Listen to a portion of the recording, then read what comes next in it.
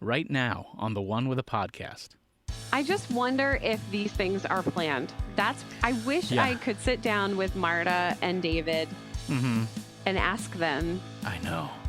Did you plan this? How far ahead did you think? Did you think as far ahead as the breakup?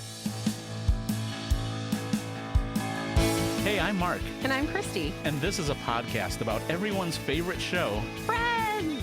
We've been fans from the beginning, and we're here to break down the episodes. That's 10 seasons. All the funny lines, hilarious situations, and how the show has influenced pop culture for over 25 years. We'll look at how our friends bonded, How they grew up before our eyes. and maybe even how we grew up along with them. And I know we'll have a lot of laughs along the way. This is The One with a Podcast.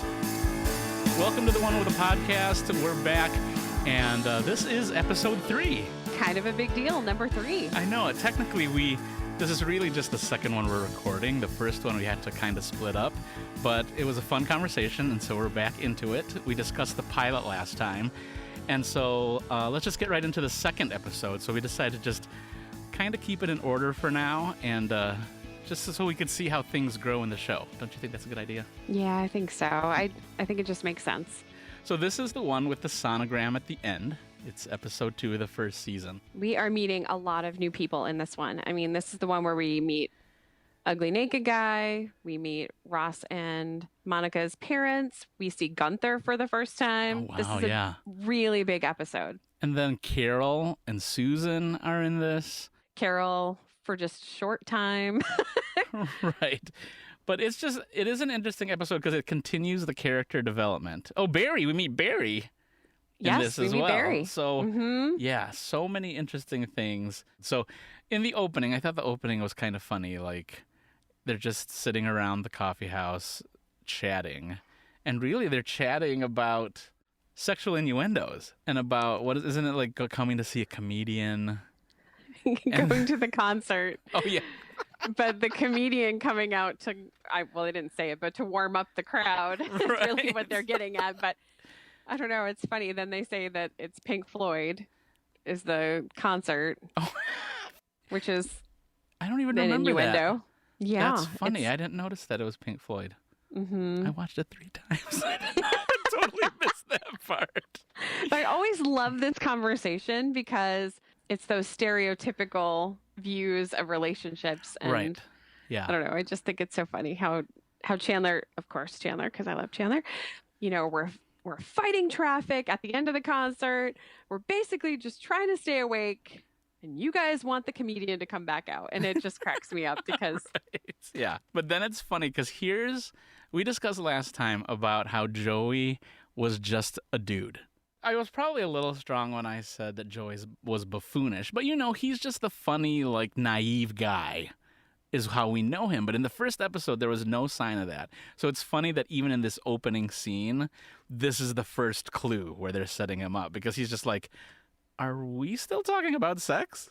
And he doesn't get it the whole conversation. And he's like, oh, wait, yeah, I guess we are. So I thought, and then they cue the theme. So I thought, here's our first glimpse of Joey being not as bright as we thought. Well, I wonder, too, if that is, the people who make the decisions after the pilot airs for the first time or the audience has seen the pilot for the first time. That's when they make changes. And I wonder if they said, you know what, we're going to make Joey a little bit more of like a goofy character. Right. Yeah. I love how they come right into this episode and they set up Joey with this awesome personality who he's just this ditzy guy who at first he thinks that everybody's talking about sex and he's totally into it and like, yeah, right? You're serious? Yeah. And then at the end he's like, wait a minute, we're still talking about sex, right? Like did I black out? Right. Like what happened? Right, because we went to a comedian and then went to a concert and then they just want the comedian? Wait, we're still talking about sex, right? I know, it's so funny.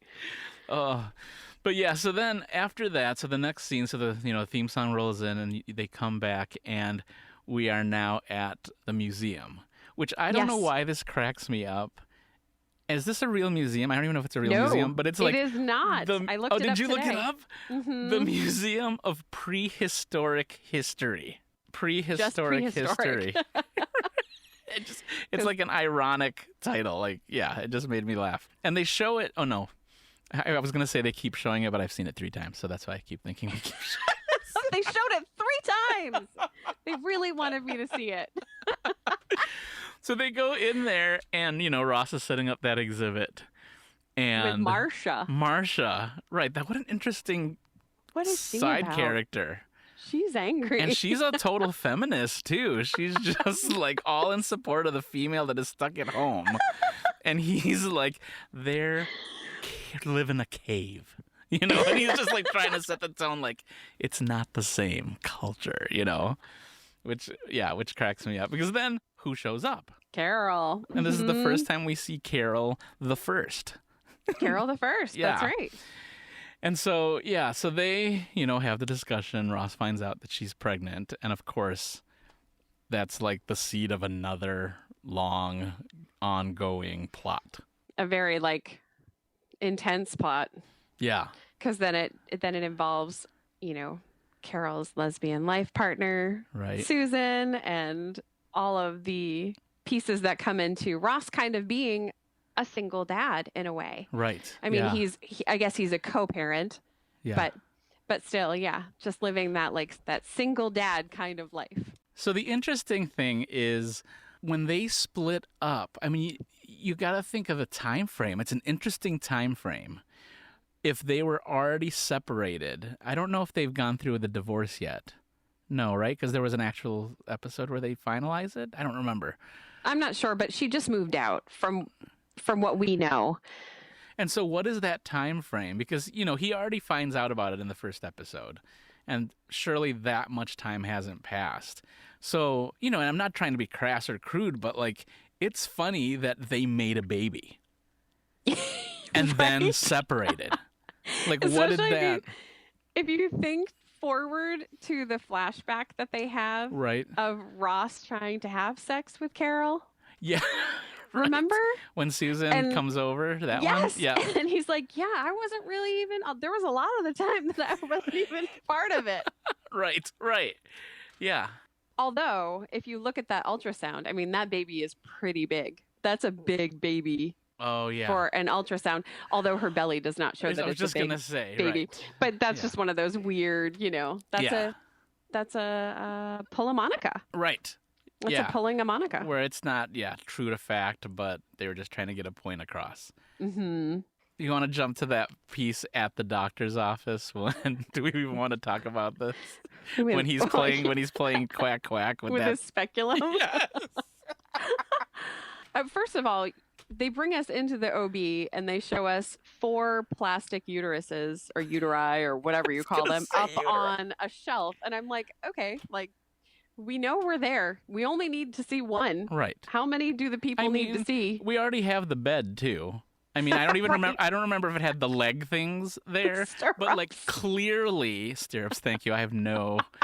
See, you brought up speculum. You brought up stirrups. I have no vocab in this area. These are words that you've never said before. No, exactly. You're welcome. I mean, I haven't even ridden a horse. I have ridden a horse. Is that what? Are there stirrups on a horse? Anyway. Yes, there are. I mean, not on a horse, but okay, we're getting sidetracked. But yeah. So, like you said, it's clear where we are. Yes. So it is clear. funny that they put every prop that they could think of into this office to make sure we knew where they were. Even though they had stated it so many times beforehand, Right. So that is just funny. The ironic thing, too, about this is when you get to that part of the episode, Rachel and Ross both end up at a doctor's office. Oh, I didn't think about that. Isn't that funny? So there's this jumping that. back and forth of this parallel of how he had to go to the OB and she ends up at the dentist's office to return the ring to Barry. Yes. And, I didn't think about that. And so I was trying to think of what you said, it was clear that they're in a dentist's office, but there was enough of that to cover. There was a dentist's chair, there was that the overhead light, the thing that the kid spits in. Robbie that's clear. Himself. Right. But it's totally clear that it's the he's an orthodontist, yeah. Yes. But they didn't need the big giant model tooth. They didn't need a toothbrush thing. So it's just funny how we had to really make it clear this was the baby doctor, and this is the dentist, But it's funny. Don't be confused. And I'm wondering, was that definitely a parallel they were going for? Because these are the two that we were trying to set up all this time. We always thought this was going to be a Rachel Ross thing. Yeah. And they're going through their perils of life, and now they're both at a doctor's office. With their ex-lover. Yes, right. It's something that we didn't mention in the last episode that we thought maybe we might talk about in this one, was that even at Central Perk in the pilot, when Ross and Rachel get their cups of coffee, they're both yellow cups. They're both the same yellow cup. Everybody else has different colors, but they both have a yellow cup. And we wonder, too, about that. Like, is that foreshadowing of what's going to come in the future? Like, I wonder, do we know, as new viewers seeing this new show, would we have noticed that? Are we meant to notice that? Or is this like, I know in the art of, making television, they're always going to have these little significant things. But it's funny that I never noticed that. And why would I at the pilot? Right. It doesn't matter who has what color. But when I went back and looked at it, I was like, that's interesting. They both have the same color mug. I don't know if they did it on purpose. No, it might have been a coincidence. I don't know. Like, we know from the writers and director and all that they thought this was going to be a show based on Ross and Rachel. Even though, like you said before, there's not going to be a lead, but we knew that a plot line was going to be the couple. Yes, this was going to be the couple. And so could we tell that in the first episode, she comes in the wedding dress, he's separated or getting a divorce or whatever. And there's even that odd exchange of, can I ask you out sometime? It's like, who says that? Right? Like, is it just because you're living with my sister that I'm going to, like, put a placeholder here? Like, why would someone even say that? Or is it because they have history? They bring up, remember back when we were in high school, you thought I was a nerd, or I didn't know if you noticed me. And she's like, I did. I always thought you thought that I was just Monica's nerdy brother. I did. Right? Yeah, I wonder about that too, because it seemed natural enough in the episode, but when we talk about it, it doesn't seem quite as natural. You're right. Like, hey, you're like this blast from the past that was supposed to get married and my sister didn't even go to your wedding. Right. And now I'm sitting on the couch with you after everybody's gone to bed and you're living with my sister now, and I'm saying, hey, you want to go out sometime? Yeah, but not it is a little... this week. Now, granted, it is weird because she just left her wedding. I get that. Like, you're not going to ask someone out on a date right after that. But the fact that you're bold enough to be like, I'm going to put a pin in here and be like, can I ask you out sometime? I'm like, that's weird. It is kind of weird. So, but it's funny because I guess I get we are setting them up to be the couple. Because then it's more evident in episode 2. And they're probably trying to move it along a little faster. Yeah. That way we get that sexual tension that you need in a show. Yeah. At least my personality, like, people listening to this episode are probably like, there's the overthinker. He's thinking about every little thing. And that's totally my personality. But it's just an interesting dynamic to think about. I just wonder if these things are planned.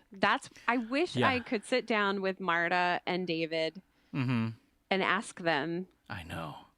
Did you plan this? And how far ahead did you think? Did you think as far ahead as the breakup? I mean, and when did you realize? Like, I just want to know these things because for development of characters, it's just really fascinating trying to think about how they do that. Yeah, because how do you know? I mean, the show could have bombed and not gotten renewed.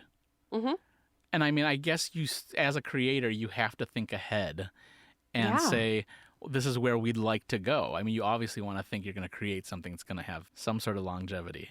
But yeah, to look ahead, because even if it was even if they plan something within the first season, they've got to think about the storyline. But to think about when did the breakup happen? Was it this season? Season 3. No, season 3. It's funny how long that was. So to think about the dynamic going there. Like, do they pick the plot line and say, okay, they're going to date. It's going to be great for season 2. Then there's going to be tension in season 3. We have to break them up. And to even think, whether or not we were gonna go 6 seasons, 8 seasons, 10 seasons, spoiler alert, however it ends at the end, like, did we know they were gonna end up that way? You know what I don't know, mean? but Like, I want to know. funny. Let's get Marta and David on here. Yeah, and we'll talk to them. Let's get them scheduled. So, yeah, stay tuned for that. we're gonna interview them. I'll call them right now. Hold on. Right. Wait. That is an interesting thought, just to think about all these parallels. And I kind of am saying this sort of as a precursor that we thought Ross and Rachel were going to be this thing. And it's funny how Chandler and Monica were the surprise couple. Yes. I don't think they really ever intended for Chandler and Monica to be a couple. Because then you'd think, okay, then why don't Joey and Phoebe get together?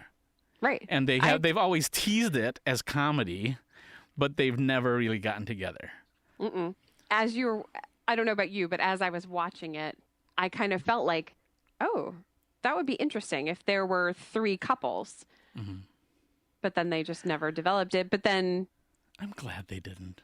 No, me too, because I kind of don't like the Joey Rachel part either. I didn't care for that whole thing. Some of the parts were funny, but yeah, it kind of got to the point where they were trying really hard, and it wasn't like, I'm glad that they got out of it, but it wasn't really working. Yeah.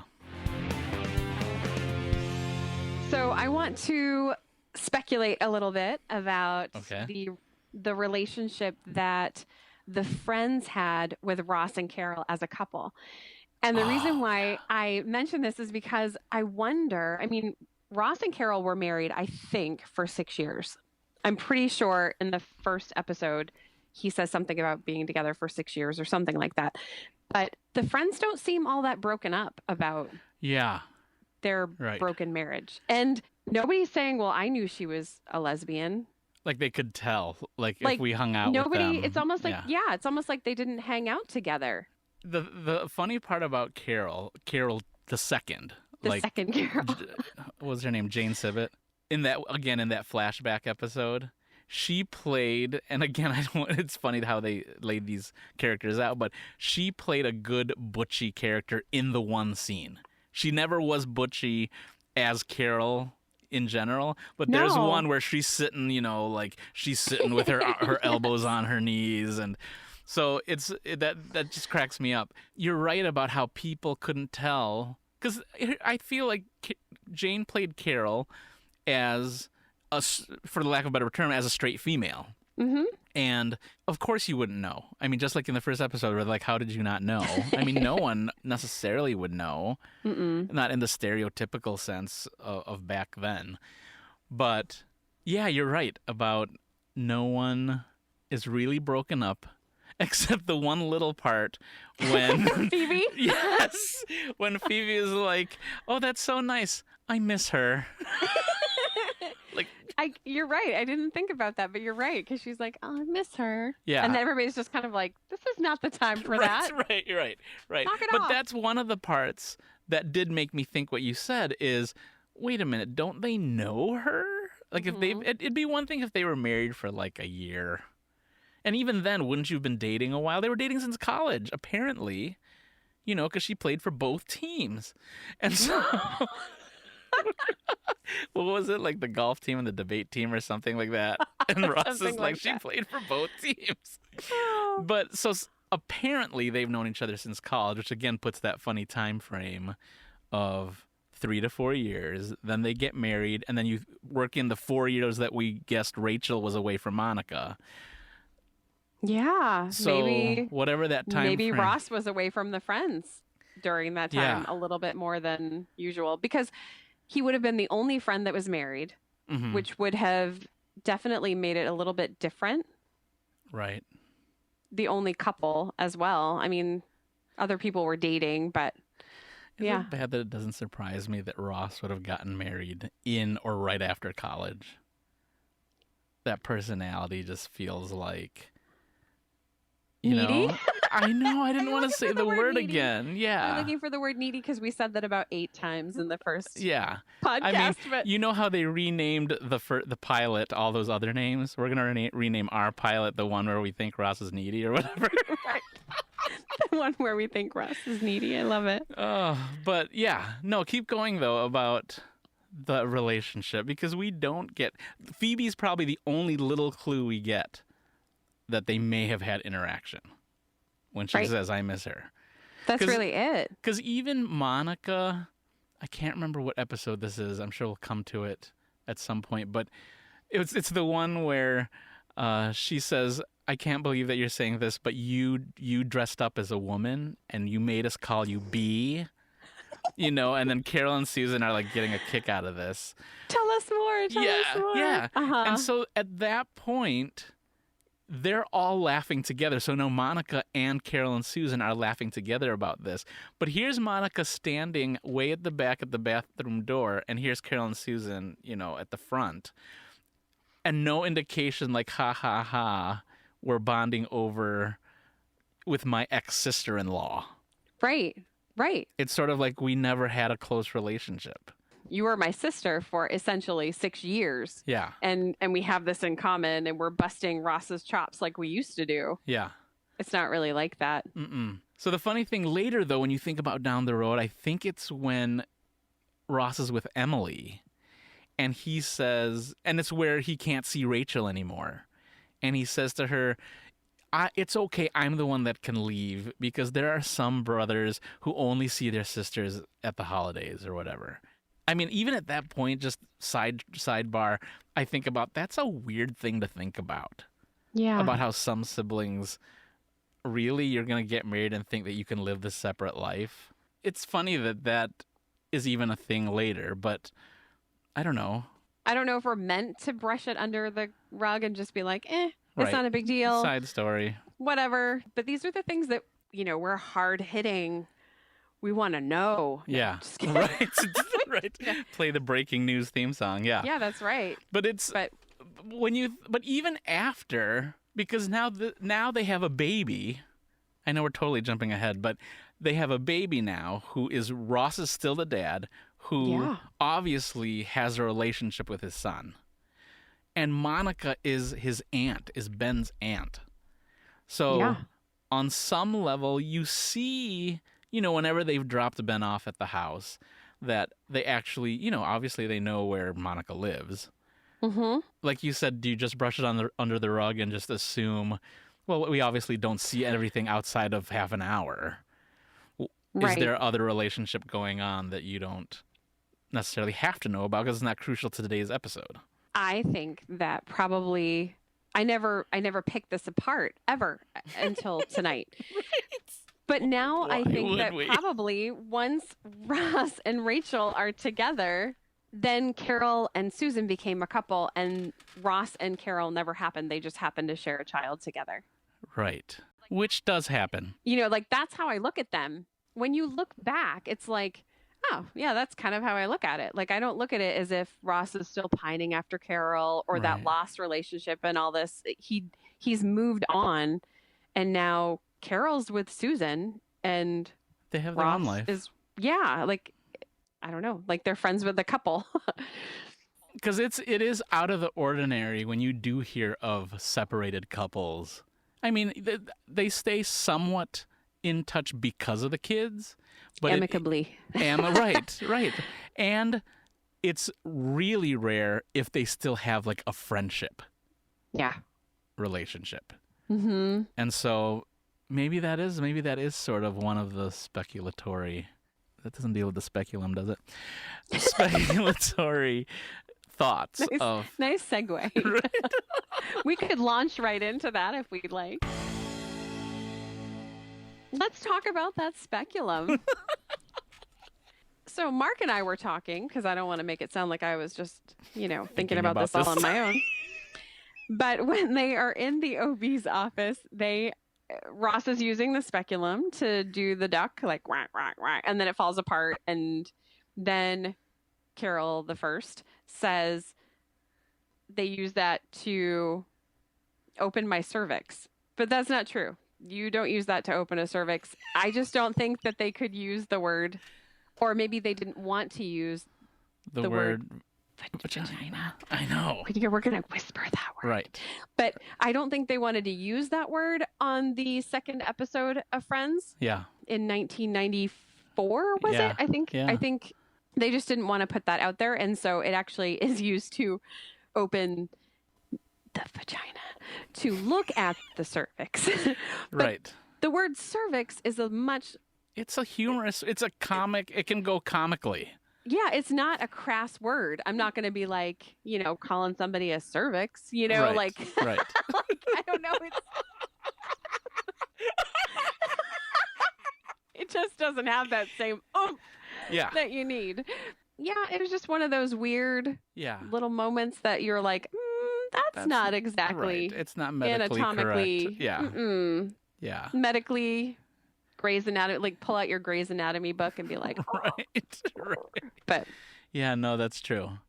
But it was funny because I laugh every time they say it. It's so funny. Because it makes Ross uncomfortable anyway. It's inaccurate, but it's very funny. Yeah, definitely. So we mentioned Carol the First. So who is this actress that played her? Carol the First was Anita Barone, and she originally auditioned to be one of the main characters in Friends, but she was actually offered the role of Carol, which, if you know the longevity of the show, the role of Carol was a pretty fantastic role, actually. Right. And they probably knew that, too. They probably knew it was going to be a recurring role, so it was probably going to be a good opportunity. I just don't think it was enough for her. She only did this one episode, and then she quit because she wanted to pursue a more full-time role. And then she was replaced by Jane Sibbett. So I really like her. I do too, but I'm going to be honest, I really like Anita Barone. Interesting. Huh. I wonder how different Carol would be if Anita had stayed. She's definitely more feminine, I think. Why do you like her more? Like, what are the qualities, or what do you think? I don't know. Huh. I'm not sure. It totally would have changed the dynamic of the Carol character if it was her. Mm-hmm. I mean, every actress finds their creativity and the way they portray a role. But it would, because they are two totally different. If you only took one episode of Jane and one episode of Anita, you can tell the difference right away. Yeah, really different. And I think there's a little bit, you like Jane. I think she's a little bit whiny. I knew you were going to say that. She's a little bit whiny. Like I'm picturing when she's giving birth to Ben and she's like, you guys, stop it. When she's like yelling at them both, and it's just very whiny and like a little bit helping. Right. A little shrill. Yes. And like, I'm sure I sound like that too. Cause we were talking about me being kind of nasal, like not helping.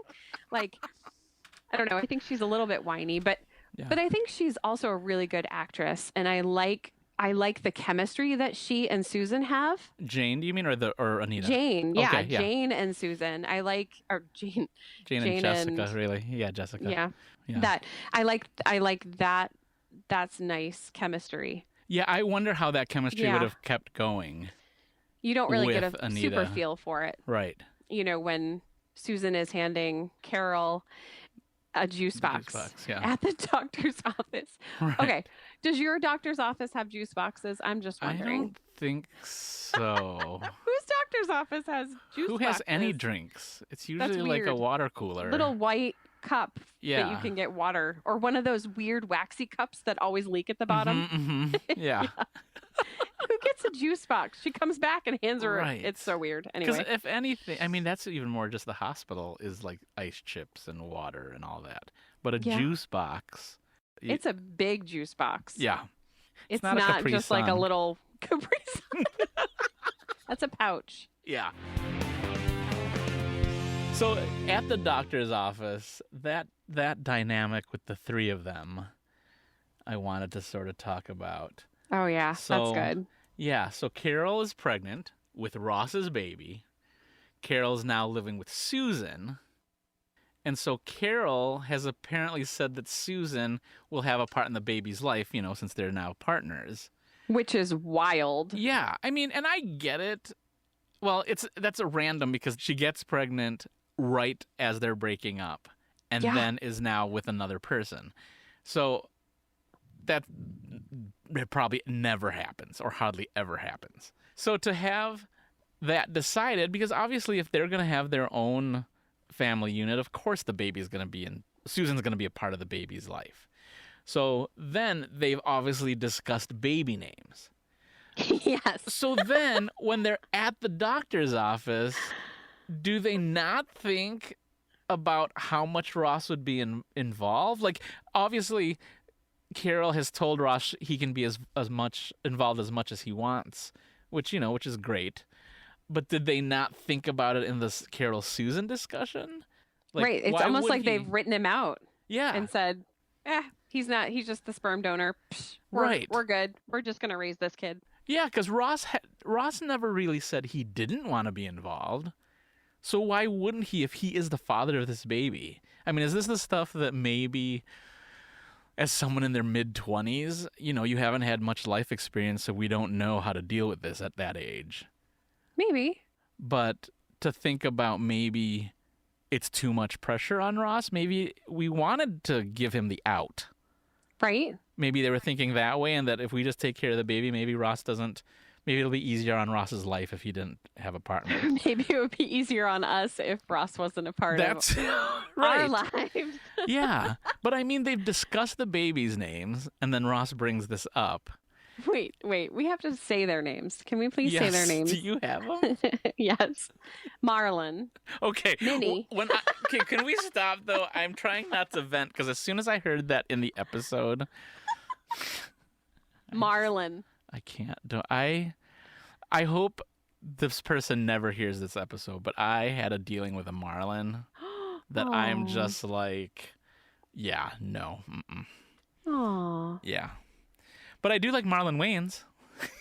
Marlon Wayans is super funny.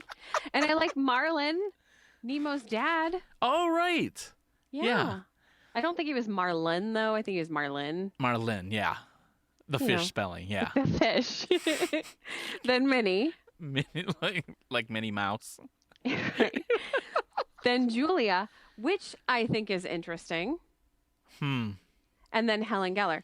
But you have to say it together because it's very funny. Right. Helen Geller. But I think that Julia is interesting, and I'm going to tell you why, because that's what I do. But remember when Ross and Rachel are talking when they are first, this is me totally picking it apart too. They're going to live outside the city, and this is in future episodes, guys. Yeah. But then she says, you know our baby's names, don't you? You already have them picked out, don't you? Yes. And he goes, yeah, I was thinking Emily if it's a girl. Emily is his future girlfriend. Yes. Right. And they still name their kid Emma. Okay. But that's not what I'm getting. That's not what I'm getting to. But it's interesting that one of the names that they have is Julia, which is a version of Julie. Julie. Right. Julie. I did not think. What? Isn't that? It's like, okay, Marta's going to be on the show, so we're going to be super nice. But it's kind of like with the name sitch, they were just. But do you think that was on purpose? Maybe. I don't know. I mean, that's possible. But they played this whole gig with Ross and Rachel later on, too, with their little baby Ruth. Remember? Right. They went through this whole name thing because it's hilarious to hear funny names. But anyway, like I digress. Vito. Isn't that... Vito sounds good, doesn't it? But yeah, I did think that. I knew you were going to go there with Emily, but I did not think about Julia being Julie. Yeah. Wow. No, but the funny thing is with Emma is supposedly that's what Monica had wanted to name her child all along. Oh, okay. Like, I get it. That was Monica's name. You're right. But I still get it that it's less supposedly, yeah. Well, this seems like a good place to take a break, but... On our next episode... Ross and Rachel get left behind, just the two of them. She says, when did it get so complicated? And she says, remember when we were in high school together? Didn't you think we were going to meet someone, fall in love, and that would be it? The things we think about in our 20s, like, that's really the only important thing. That's the situation they're building in these people's lives. Don't forget to check us out on social media. Search for The One with a Podcast on Facebook, Instagram, Twitter, all the places. And you can also visit our website, theonewithapodcast.com. That's a podcast, theonewithapodcast.com. Join us again next time.